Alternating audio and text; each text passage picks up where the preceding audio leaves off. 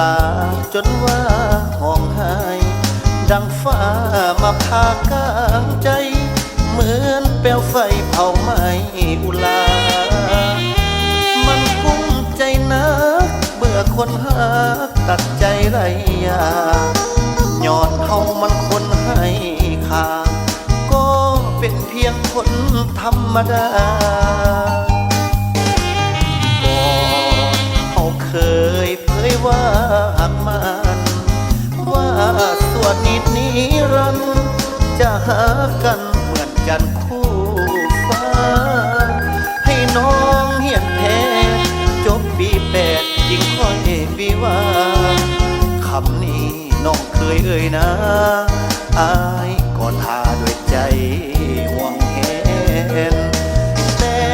บัดนี้คนดีน้องมาลืมสิ้นบ่าวลาวเฮินคืนถิ่นมันยุพินสวมก้อยใส่แหวนเขาทุ่มดอลลาร์เขาสิพาไปอยู่ต่างแดนเขาให้ค่าดองเป็นแสนคงลืมแฟนคนนี้หนอน้องมือเป็ดหนเหมือนคนเป็นบ้าดังควันไฟในตาดวงสิว่ามีไม่ใจสองหักน้องมันยาพี่ภาคษาด้วยการแต่งดองโชคดีวิวาเถิดน้องขอไม้ปองสาดหน้าถ้ามี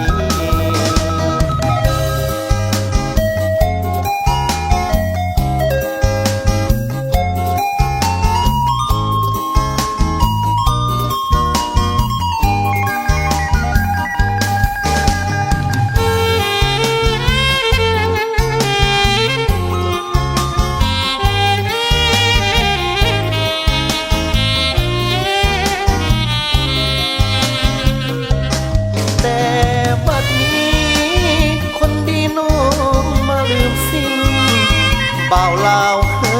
นคืนถิ่นมันยุพินสวมก้อยใส่แหว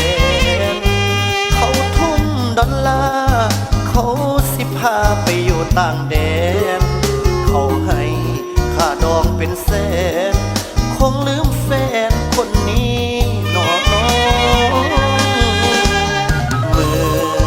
เป็ดหนเหมือนคนเป็นบ้าดังควันไฟในตาดวงสิว่ามีไม่ใจสองหักน้องมันยาพี่ภาคษาด้วยการแต่งดองโชคดีวิวาเถิดน้องขอไม้ปอง